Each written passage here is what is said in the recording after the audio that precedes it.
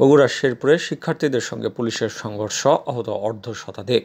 বগুড়ার শেরপুরে কোঠাবিরোধী শিক্ষার্থীদের সঙ্গে পুলিশের দফায় দফায় সংঘর্ষ হয়েছে। এতে পুলিশের ওসি, সাংবাদিক সহ অন্তত অর্ধশতাধিক ব্যক্তি আহত হয়েছেন। এর মধ্যে পুলিশের ওসি রেজাউল করিম রেজাকে স্থানীয় উপজেলা স্বাস্থ্য কমপ্লেক্সে ভর্তি করা হয়। বুধবার বেলা 1:15টার দিকে শেরপুরের ধুনুট মোড় এলাকায় এই সংঘর্ষের ঘটনা ঘটে।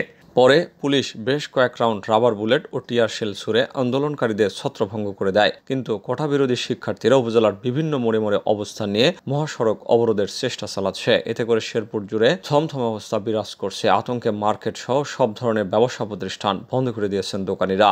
পুলিশ, প্রত্যক্ষদর্শী এবং শিক্ষার্থীদের সঙ্গে কথা বলে জানা যায়, চলমান কোটা সংস্কার আন্দোলনে শিক্ষার্থীদের উপর হামলা এবং নিহতের ঘটনায় বুধবার বেলা 11টার দিকে সাধারণ শিক্ষার্থীদের ব্যানারে উপজেলার বেশ কয়েকটি প্রতিষ্ঠানের শিক্ষার্থীরা শেরপুর শহীদিয়া আলিয়া মাদ্রাসায় জমায়েত হন।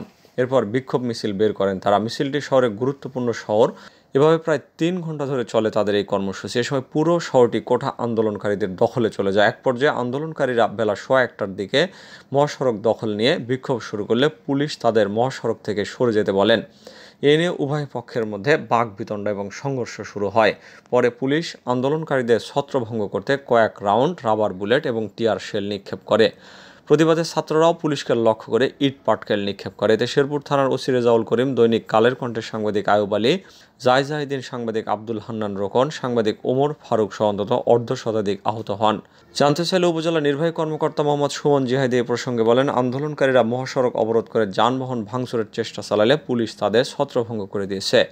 এছাড়া আইনশৃঙ্খলা নিয়ন্ত্রণে রাখতে শহরের গুরুত্বপূর্ণ স্থানে আইনশৃঙ্খলা বাহিনীর সদস্য মোতায়েন রয়েছে। বর্তমানে পরিস্থিতি নিয়ন্ত্রণে রয়েছে বলে জানান তিনি।